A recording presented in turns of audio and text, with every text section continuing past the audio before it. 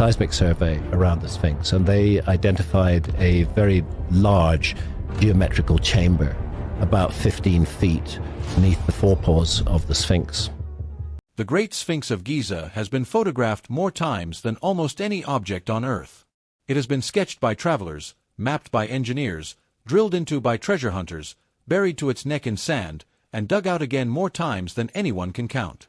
And yet, underneath all of that attention, there is a question that has never been closed.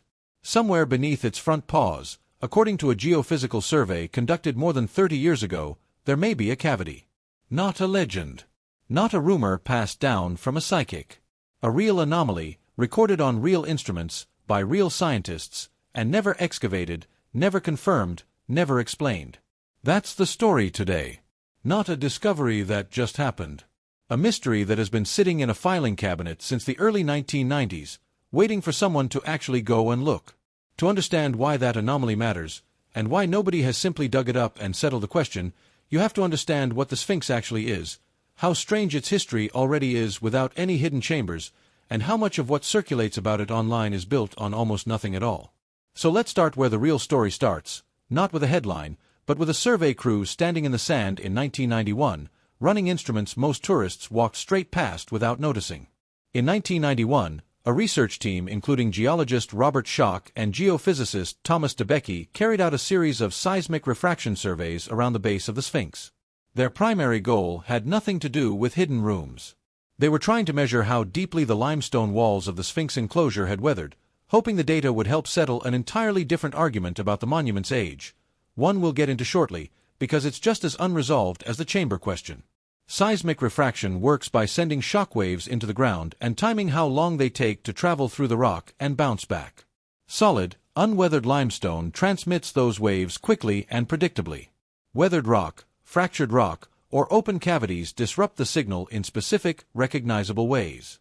It's a blunt instrument compared to today's ground-penetrating radar, but it's a legitimate one, and it had already been used successfully elsewhere on the Giza Plateau. While running lines across the area in front of the Sphinx's paws, DeBecke's data returned something the team wasn't looking for: a seismic signature consistent with a rectilinear, cavity-like space beneath the surface, several meters down. Not a vague, soft spot. A shape with edges. The kind of geometric regularity that natural fractures in limestone don't usually produce, and that empty pockets from erosion don't usually produce either. Cavities from natural dissolution tend to be irregular, following weaknesses in the rock. What the survey suggested looked more deliberate. DeBecke was cautious about the finding, and it's worth sitting with that caution rather than skipping past it, because caution is exactly what most retellings of this story throw away. Seismic refraction data is an inference, not a photograph. It tells you that sound waves behaved in a way consistent with a cavity. It does not tell you what that cavity is, how big it actually is, whether it's a natural void, a collapsed section of older tunnel, an unfinished quarry cut, or something built on purpose. The team published their results, noted the anomaly honestly as an anomaly, and recommended further investigation. That further investigation never really happened. Egyptian antiquities authorities at the time were wary, and remain wary today, of excavation directly beneath a monument that is already structurally fragile, already fighting groundwater intrusion, and already the subject of intense international scrutiny.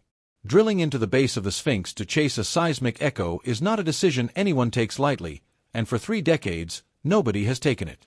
The anomaly sits there, on record, unresolved. Not confirmed as a chamber.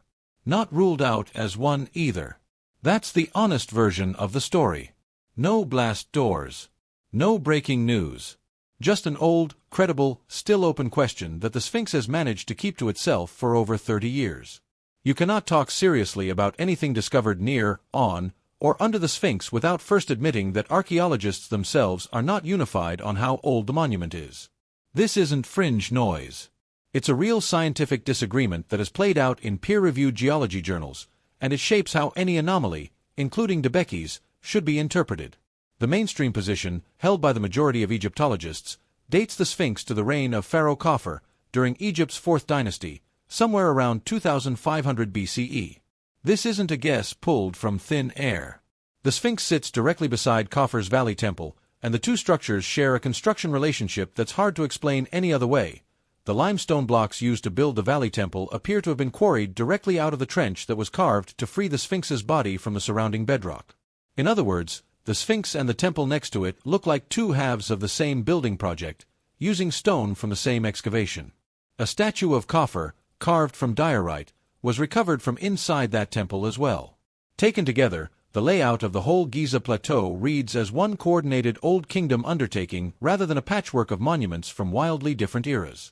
Radiocarbon testing of organic material in Old Kingdom mortar elsewhere on the plateau lines up with that same broad window, even though the Sphinx itself, carved directly from bedrock rather than built from blocks, can't be radiocarbon dated the way a mortared structure can. That was the settled academic position for most of the 20th century, and for a lot of Egyptologists it remains settled today. Then, in the early 1990s, the same period as the Debecki survey, and not a coincidence, a different argument gained enough scientific weight to force a real conversation. A researcher named John Anthony West, building on decades-old observations by the philosopher René Schwaller de Lubbock's, proposed that the deep, rounded, vertically grooved erosion patterns on the walls of the Sphinx enclosure didn't look like wind and sand damage. They looked like water damage, the kind of pattern you get from sustained, heavy rainfall running down a rock face over a very long time. That's a bigger claim than it first sounds like, because the Sahara hasn't experienced regular heavy rainfall in thousands of years. If the erosion really was caused by rain, the Sphinx would have to be old enough to have been standing, already carved, during a much wetter period of North African climate, potentially pushing its origin back toward the end of the last ice age. West brought in Robert Schoch, a geologist, specifically to pressure test the idea. Schoch went in expecting to confirm ordinary desert weathering and walk away. Instead, he documented rounded, undulating wall surfaces and vertical channeling in the enclosure that he judged more consistent with precipitation-driven erosion than with wind-blown sand, which tends to produce a different, more horizontal, pitted texture. Debecki's seismic work, the same survey campaign that flagged the paw anomaly, measured the depth of weathering penetration into the enclosure walls and found something asymmetric. The north, east, and south walls showed significantly deeper weathering than the west wall. Schoch interpreted that asymmetry as evidence that the west side had likely been recut at some later point in antiquity, while the rest of the enclosure had been exposed to the elements, and possibly to rain, for far longer. If that reading is correct, the Sphinx could be thousands of years older than the conventional 4th dynasty date, potentially dating to the tail end of the Pleistocene or the very beginning of the Holocene, over 11,000 years ago, during what's sometimes called Africa's Green Sahara period, when the region now covered by desert-supported grassland, lakes, and real seasonal rain. Mainstream Egyptology pushed back hard, and its counterargument isn't weak. Egyptian limestone contains soluble salts. When groundwater or humidity moves through the stone and then evaporates at the surface, those salts crystallize just beneath the surface and physically flake the rock away in thin layers, a process called salt weathering or haloclasty. It's not speculative. It's been reproduced in laboratories and is documented extensively across Egyptian monuments, and it produces rounded, softened surface textures that can look remarkably similar to water erosion from a distance.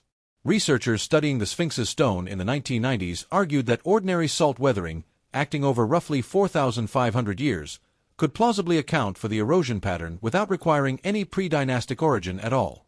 It's also true that the Sphinx wasn't carved from one uniform block. The lower body sits in softer, more porous limestone layers than the harder stone used for the head, so the body was always going to weather faster no matter what mechanism was doing the weathering. And for long stretches of its history, the Sphinx was buried in sand up to its neck, which holds moisture directly against the stone and accelerates exactly this kind of salt-driven decay. None of that disproves Schoch's hypothesis outright. It means the erosion evidence is genuinely ambiguous, and serious researchers on both sides of the argument admit that openly. This is not a case of mainstream science versus fringe fantasy. It's two credible interpretations of the same weathered stone, and more than 3 decades later, nobody has produced the kind of decisive evidence that ends the argument for good. Not every extension of Schoch's hypothesis stayed within the bounds of the evidence. 2 Ukrainian researchers, working from some of the same enclosure wall features, argued that certain horizontal notches resembled wave-cut formations, the kind of shoreline erosion produced by a standing body of water sitting at a stable level for a very long time. They connected this to ancient high water levels and proposed an age for the Sphinx on the order of 800,000 years. That claim runs into an immediate, insurmountable problem, and it's worth stating plainly rather than dancing around it. The limestone of the Giza Plateau is roughly 50 million years old as rock, formed long before any human being existed. The real question was never how old the stone is, it's how long ago someone carved it into the shape of a reclining lion with a human head. An 800,000-year carving date would require evidence of a technologically capable, monument-building human civilization at a point in prehistory when our own species, Homo sapiens, hadn't even fully evolved yet. There is no such evidence anywhere on Earth. This is where a genuinely interesting geological argument tips over into something the physical record simply cannot support. A more measured version of the older-than-coffer idea comes from author Andrew Collins, who separates two questions that often get collapsed into one: the age of the rock face itself versus the age of the sculpture carved into it. Collins has suggested that the underlying stone might show signs of very ancient weathering, while the actual lion and human head form we recognize today could still have been carved later, potentially in dynastic or late pre-dynastic Egypt, onto a rock surface that had already been shaped by natural forces for a much longer time. It's a distinction worth taking seriously even if you're skeptical of the broader claim, because we already know, from solid archaeological evidence, that the Sphinx has been physically recarved and reworked more than once across its history. The idea of an earlier form being reshaped into what we see now isn't inherently implausible. It's the specific timelines attached to it, in the more extreme versions, that run out of supporting evidence. Whatever the Sphinx's true origin date turns out to be, one thing isn't in dispute: it has been repaired, buried, uncovered, damaged, and repaired again for thousands of years, and that layered history is exactly why interpreting any anomaly beneath it, including the Debeki cavity, is so difficult. The most thorough early excavation of the monument was carried out in the 1920s and 1930s by French Egyptologist Émile Barrais, whose team documented masonry repairs from multiple distinct historical periods layered on top of one another. New Kingdom pharaohs, particularly Thutmose IV and Amenhotep II, added substantial limestone casing blocks to shore up the eroding body more than 1,000 years after the monument's presumed original construction. More repairs followed during the Sate period, around 600 BCE. The Greco-Roman era added still more. 20th-century conservation work used cement patches, some of which failed and had to be redone.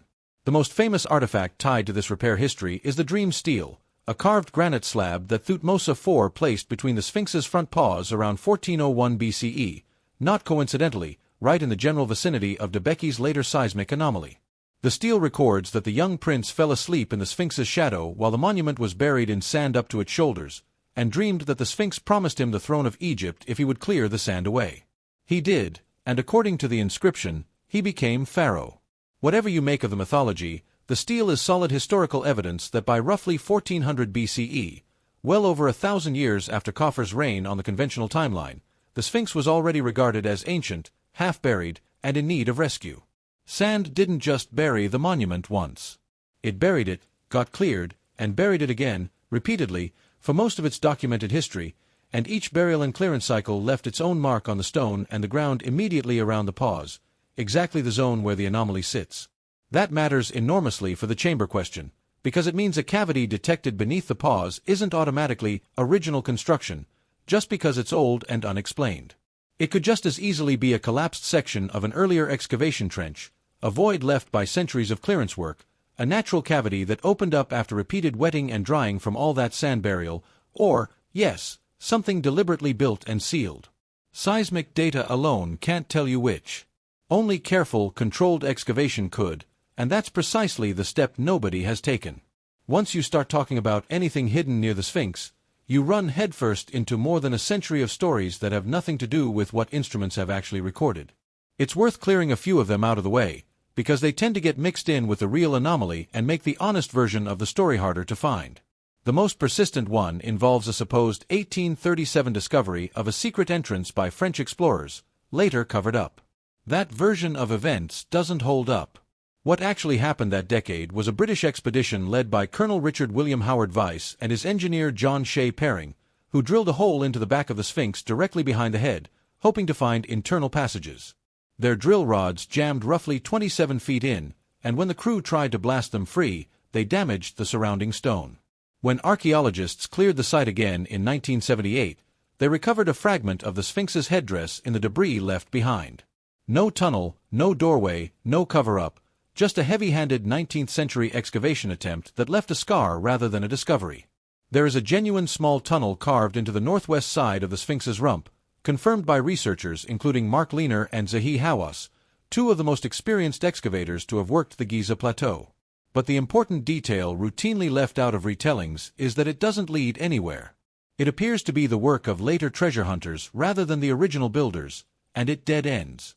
Headlines from 2019 and after about secret tunnels under Giza almost always refer to a completely different structure and a completely different survey. In 2017, the Scan Pyramids project used muon imaging, a technique that measures cosmic ray particles to detect density variations inside solid stone, to identify a large void inside the Great Pyramid of Khufu, not the Sphinx. Follow-up work in 2023 revealed a short corridor above that pyramid's main entrance. These are real, well-documented findings, and they get conflated with the Sphinx constantly online simply because both monuments sit on the same plateau. Then there's the Osiris Shaft, a genuinely dramatic multi-level structure that does exist on the Giza Plateau, accessed through a vertical shaft beneath Khafre's Causeway, descending through several levels to a lower chamber that floods at the water table. It's real, it's ancient, and it has been published in detail by Hawass. It is also not connected to the Sphinx in any way. It sits under a different structure entirely. And no honest account of Sphinx mythology can skip Edgar Cayce, an American self-described psychic active in the early 20th century who claimed, while in a trance state, that survivors of Atlantis had buried a hall of records beneath the Sphinx's right paw. He produced no physical evidence of any kind. His claim wasn't based on archaeology, geology, or any survey data. It came entirely from trance readings. And yet it has been reprinted and referenced for a century, and it still surfaces in documentaries and online discussions as though it carries evidentiary weight. It doesn't. But its persistence says something real about why the Sphinx attracts this kind of storytelling in the first place. It's a monument with a genuinely incomplete history, genuinely unresolved questions about its age, and, as it turns out, a genuinely real, genuinely unexplained anomaly sitting in a decades-old survey. When the truth already contains a real mystery, embellishment finds fertile ground. Some of the Sphinx's most discussed features have nothing to do with tunnels or chambers and everything to do with damage that's plainly visible to anyone standing in front of it. And even here, the popular explanations often don't survive contact with the evidence. The missing nose is blamed on Napoleon's soldiers using it for cannon target practice during the 1798 French campaign in Egypt. That story is provably false. Danish traveler Frederick Louis Norden sketched the Sphinx in 1737. More than 60 years before Napoleon's soldiers ever set foot in Egypt, and his drawings already show the nose missing. The physical damage itself points elsewhere. Chisel marks and drill holes beneath the nostrils and along the bridge of the nose suggest metal rods were deliberately driven in to pry the nose away, a pattern far more consistent with intentional, tool-based demolition than a cannonball strike. The earliest written account, from the 15th century Arab historian Al-Makrizi, describes a Sufi named Muhammad Sa'im al-Dar defacing the Sphinx in 1378 CE after seeing local villagers making offerings to it, which he regarded as idolatrous, and records that he was later killed by an angry crowd for it. It isn't ironclad proof, but it fits the physical evidence and remains the account most historians treat as the strongest available. The beard is a separate, and archaeologically more revealing, story. The Sphinx once wore a ceremonial braided beard associated with royal and divine status. A large fragment of it sits today in the British Museum, and its carving style dates it stylistically to the New Kingdom, centuries after the monument's presumed original construction under Khafre, strongly suggesting it was added during a later restoration, quite possibly the same Thutmose IV restoration commemorated on the Dream Stele. Additional fragments were recovered from between the paws in the early 1800s. The beard, in other words, almost certainly wasn't part of the original design. It was added on, much later, as part of an ancient repair and reveneration project. Then there's a simpler, structural oddity. The head looks small for the body. Most Egyptian Sphinx statues have bodies roughly 3 head lengths long. The Great Sphinx is closer to 5. Mark Lehner, whose surveys of the monument are among the most detailed ever conducted, has proposed a practical explanation rather than a mysterious one. A natural geological fissure runs through the bedrock beneath the body, and the ancient builders likely had to extend the torso and tail to route around that weak point while carving the statue directly from the plateau's bedrock. The disproportion may be an engineering workaround rather than evidence of a redesign. It's a good reminder that not every strange feature on this monument needs a dramatic explanation. Some of them are just what happens when you carve a 100-foot sculpture out of bedrock that has its own opinions about where it's willing to be cut. So where does that leave the real anomaly, the one Debicki's instruments actually recorded, decades before anyone was writing headlines about it. It sits, honestly, exactly where it sat in 1991, unresolved. The mainstream dating of the Sphinx to Khafre's reign around 2500 BCE rests on solid, converging evidence: the shared construction history with the Valley Temple, the recovered statue of Khafre, the coherence of the wider Giza Plateau as a single Old Kingdom project, the water erosion hypothesis, and the seismic weathering asymmetry that partly inspired the same survey campaign that found the paw anomaly, represents a genuinely serious geological challenge to that timeline that has never been definitively closed on either side. The most extreme age claims built on top of that hypothesis collapse under their own weight, lacking any supporting evidence for the kind of civilization they would require. And underneath all of it, quietly, sits a seismic signature suggesting a cavity beneath the paws that nobody has excavated, dated, or explained, not because it's been forgotten, but because digging into the base of one of the most scrutinized, most fragile, most politically sensitive monuments on Earth is not a decision anyone makes casually. Maybe it's a natural void. Maybe it's collapsed fill from one of the many burial and clearance cycles the monument has gone through. Maybe it's something built on purpose and sealed for reasons nobody alive can currently explain. The honest answer is that nobody knows, and anyone telling you with total confidence that they do, in either direction, is telling you more than the evidence actually supports. That's not an unsatisfying place to end up. It's the most honest place to end up. The Sphinx has survived nearly 5,000 years of storms, sand, salt, careless drilling, deliberate defacement, well-meaning repair, and centuries of argument about what it even is. A seismic echo from 1991 that nobody has followed up on is, in the long span of this monument's history, a comparatively small thing, but it's a real one, still sitting there, still waiting for someone with the resources, the caution, and the patience to go and actually look. Until that happens, the stone keeps whatever it's keeping. And the honest version of the story is the one that says so plainly, instead of pretending the digging has already happened. There's a broader lesson in that, one that goes beyond this one monument. Every generation seems to want the Sphinx to hand over a final answer, proof of Atlantis, proof of a lost civilization, proof that everything we thought we knew is wrong, or just as often, proof that closes the case entirely and lets everyone stop arguing. It hasn't given anyone that yet, in either direction, and there's no particular reason to expect it will next year, or the year after. What it has given, patiently, over nearly 2 centuries of serious study, is a slow accumulation of real evidence. Quarry marks that tie it to a specific pharaoh's building project, erosion patterns that genuinely don't have a single agreed-upon cause, repair layers stacked on repair layers from at least 4 different historical periods, and a seismic anomaly that has sat quietly under its paws since before most people watching this were born. None of that is as satisfying as a headline promising a chamber has already been opened. It's better than that, actually, because it's true, and because it leaves room for the thing that actually moves archaeology forward. Not certainty announced before the work is done, but the willingness to keep looking, carefully, at a monument that has never yet run out of ways to surprise the people studying it.